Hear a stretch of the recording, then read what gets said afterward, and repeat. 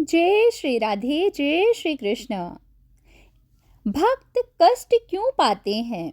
एक बार कृष्ण और राधा जी निधिवन में रात्रि में सभी गोपियों के साथ हास परिहास कर रहे थे। श्री राधा जी ने कृष्ण से कहा, आप मुझे ये बताइए कि आपके भक्त कष्ट क्यों पाते हैं?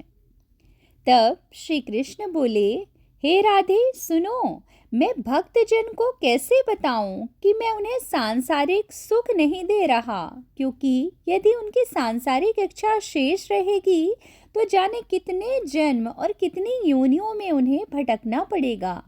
और अगर वो संसार की आसक्ति हटा दें तो इसके लिए उन्हें हृदय से मुझसे ही अपना मन को लगाना पड़ेगा, तब उन्हें सब कुछ मिल जाएगा, यानी इतना भटकना नहीं पड़ेगा।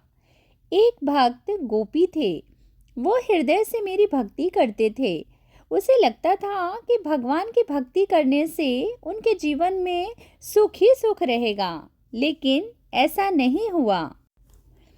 उन्हें भक्ति करते हुए कई साल बीत गए और वो निर्धन होते चले गए, और यही नहीं, उनके समकालीन लोग उनसे बहुत धनी हो गए और वे सब उस भक्तजन का हास परिहास भी उड़ाते थे।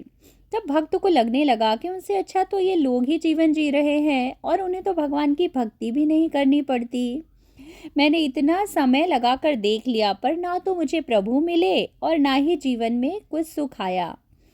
अब तो मैं भक्ति भी नहीं छोड़ सकता, वरना लोग मुझे और भी भटका हुआ इंसान कहेंगे। ऐसा विचार करते करते उन्होंने ये अनुभव किया कि लगता है मुझे प्रभु कृष्ण की प्राप्ति ही नहीं होगी। मुझे ये कैसे विश्वास हो कि वो सचमुच हैं भी या नहीं। उस भक्त ने सुन रखा था कि भगवान श्री कृष्ण निधि वन में प्रतिदिन आते हैं और कोई छुप के देख ले तो उसका अहित हो जाता है।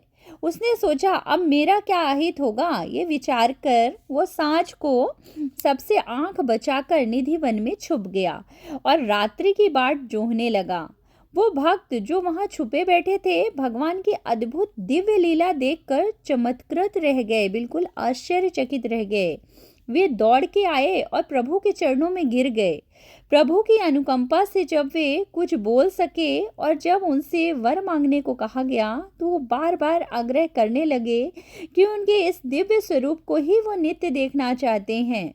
प्रभु ने कहा, ठीक है, तुम यहीं निधि वन में लता बनकर रहो, अब से तुम भी हमारे साथ नित्य रात्रि में रहोगे।